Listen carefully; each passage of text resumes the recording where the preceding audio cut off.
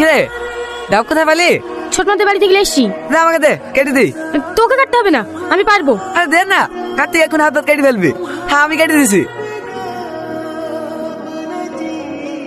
থাক আর কাটতে হবে না, এই বির আমাকে দে। তো ডাব আমি খেলছি নাকি? দা ফুটি করে দি। যা গিলাসটা ধুইলে ধোয়া আছে। ও তাহলে নোংরা লেগে কো এ কুত্তা, দে আমার ডাব দে, আমি জানতে চাই এরকম করবি। মা এদিকে তোমার ছেলে আমার ডাব খেয়ে নিল। বিরাট মিষ্টি। হেলে জ্যাকেটে খাগা, দেখা ভিতরে কিছু আছে কি? কি হয়েছে? এটা তো তোমার জানো তো, ছোট মাদের বাড়ি থেকে ডাবটা চলে আসলো, খেতে দিয়ে ডাব করে খেয়ে নিল। তুই জানিস তো ওই রকম দিস কেটে। হ্যাঁ ভাই, হ্যাঁ চলে এসো। হ্যাঁ এটা বাস স্ট্যান্ডে দাঁড়িয়ে আছি। হ্যাঁ ঠিক আছে ভাই, আমি বাবুকে পাঠিয়ে দিয়েছিলি আসতে। এই বাবু, যা তোর মামাকে বাস স্ট্যান্ড থেকে নিয়ে আয়। ছোট মামা এসে বেড়াতে? না, তোর বড় মামা। বড় মামা আবার কি হতে আসছে? কাল থেকে রোজা না, সমাজ থেকে লোক গেছিল বলতে রোজার মাসটা আমাদের মসজিদেই মামাতে করবে। আর থাকবে কোথায়? আমাদের বাড়ি। শুনে আমাকে বাড়ি থেকে চলে যেতে হবে। কিরে দাঁড়িয়ে থাকলি যে?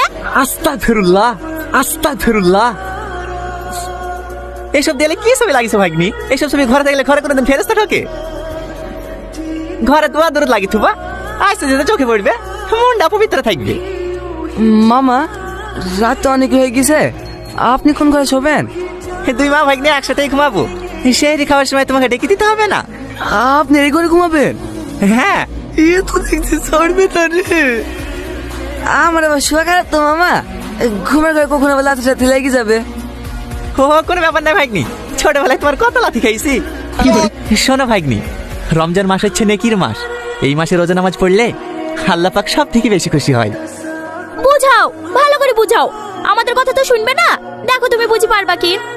মা ভাগ্নি, মাকে কি ওইভাবে গরম দেখায়? যে তোমাকে কথা বলে শিখিছে তাকে গরম দেখাইছো? একটা কথা মাথায় রাখবা, মায়ের পায়ের নিচে ছেলেদের জান্নাত। মাকে কোনোদিনও কষ্ট দেওয়া যাবে না। কি বাবা তুই? আজকে তোদের বাড়িতে থাকবো। কেনে? মামা এসছে, বাড়িতে থাকলে ভোরবেলা রোজা করার লেগে ডাকবে। আজকে তোদের বাড়িতে থাকবো। আয় ভিতরে আয়। মামা আপনি? এখনো সময় আছে ভাগ্নি, আর 20 মিনিট ঘুমাইলে ঘুমিলাও। আপনি এনে কি করে আসলেন? আর তোমার 2-3টি বন্ধুর বাড়ি গিয়েছিলাম। ও আর আই বললে তুমি এখানে থাকতে পারো।